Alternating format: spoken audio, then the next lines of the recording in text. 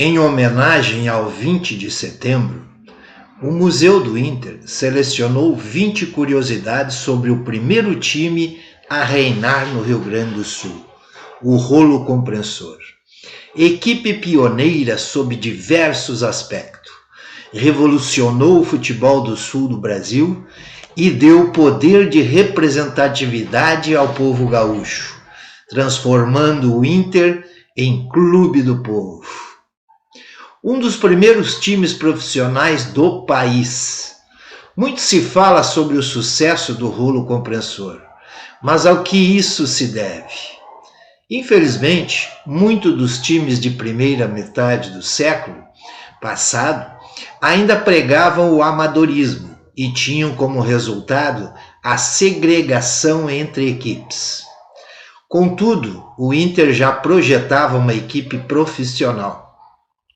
Isso facilitou para que os melhores viessem para cá, pois além de pagar salários aos atletas, não existiam restrições quanto à cor da pele ou classe social. Portanto, bastava ser um bom jogador para vestir o vermelho e branco. O ano de 1939 foi um divisor de águas. Em 24 de outubro, ingressou em nosso ataque Osmar Fortes Barcelos, o Tesourinha.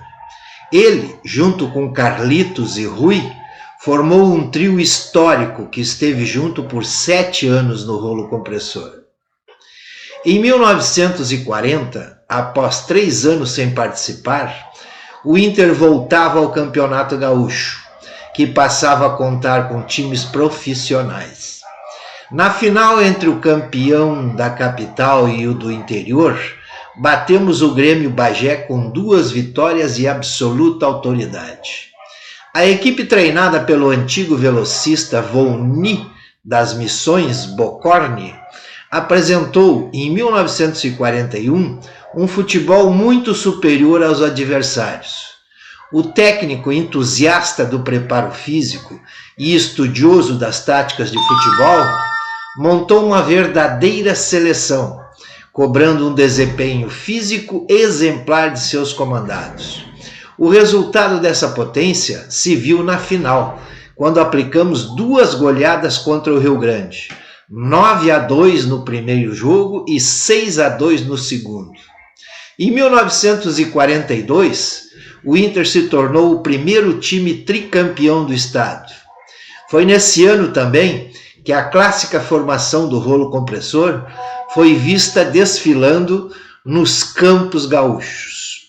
Eram eles Ivo, Alfeu e Nena, Assis, Ávila e Abigail, Tesourinha, Russinho, Vilauba, Rui e Carlitos.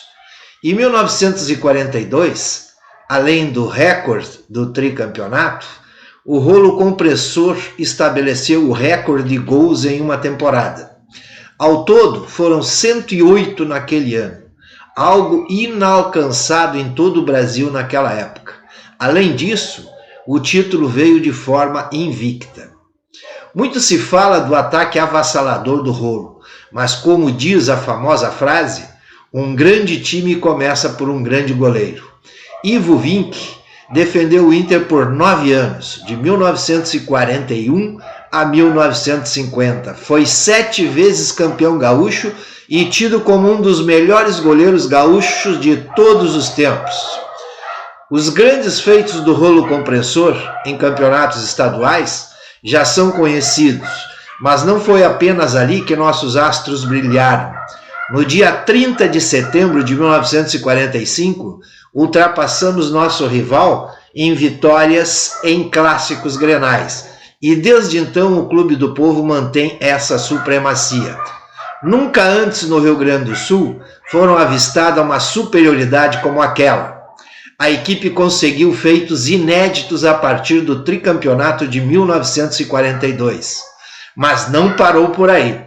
Em 1945, conquistamos o Hexa, a primeira e maior sequência de títulos estaduais. Hoje, a maior sequência também pertence ao Inter e foi estabelecida entre os anos de 1969 e 1976, com o octacampeonato. A clássica marchinha de carnaval, por um período, foi tida como um hino para os colorados. Ela se inspirava já na famosa música de Felisberto Martins, com o mesmo título de Papai é o Maior. Aos poucos, ela foi sendo utilizada e modificada pela torcida colorada. Uma das suas versões faz alusão ao hexacampeonato de 1940 a 1945, com a frase Papai é o Maior, 6 vezes sem rival. O Tesourinha é um dos grandes símbolos do rolo compressor, tanto que sua chegada e saída servem para demarcar o início e o fim da gloriosa equipe. Entretanto, ele conseguiu, com sua técnica e habilidade, ir além das barreiras do Rio Grande do Sul, quando em 1948 foi eleito o melhor jogador do Brasil, no prêmio Melhoral dos Craques, vinculado à Rádio Tupi, com 3.888.440 votos. Muito se pergunta sobre a numeração do rolo compressor, mas a verdade é que números em camisas de futebol só foram ser utilizadas a partir da Copa do Mundo de 1950.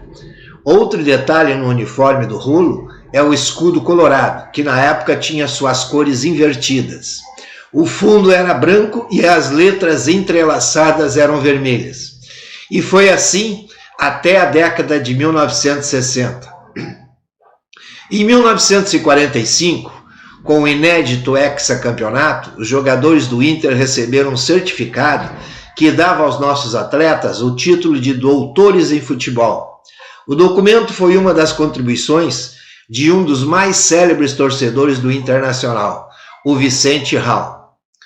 Além de todas suas contribuições, Hall ainda era um magnífico criador de símbolos, através de seus desenhos enviados aos jornais.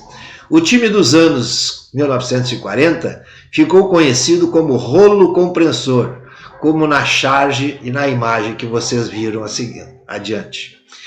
Alberto Zolim Filho, o Carlitos, era o implacável goleador, com recordes até hoje inalcançados. Foram 485 gols em 384 jogos, marca do clube.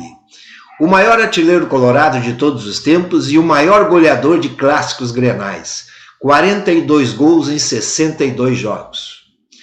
Um dos grandes hermanos a vestir a camiseta colorada fez sucesso ao lado de Carlitos e Tesourinha.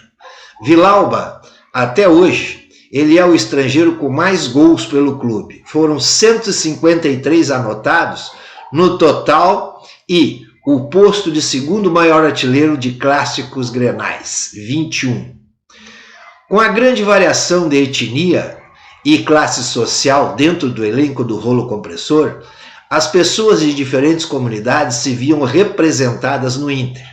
Com isso, nossa torcida ganhou a particularidade de não ter particularidades. Era do povo para o povo. Com a proximidade das diversas comunidades do Rio Grande do Sul, a torcida colorada começou a sofrer dos mais diversos preconceitos, dos times que ainda eram fechados a grupos específicos. Com isso, as representações em charges de jornais começaram a vincular a imagem do Inter com a figura de um menino negro de vestes humildes. Além disso, preconceituosos atrelavam as vitórias do Inter a magias e mandingas. Com o passar dos anos, ambas representações foram unidas e surgiu o menino negro e mágico como nosso representante, o Saci. Para construir um estádio sobre as águas, foi necessário o apoio da nossa torcida. A campanha do tijolo de 1967 contou com a ajuda e divulgações dos nossos ídolos dos anos 40 e 50. Os principais a promoverem a campanha foram Tesourinha e Carlitos. O último remanescente, João Crescêncio, faleceu em 2021, aos 102 anos. Assim, todos os astros brilham eternamente na memória. Um elenco único que mudou a realidade do nosso futebol. Gaúchos, compressores, doutores e do povo, mas acima de tudo, colorados.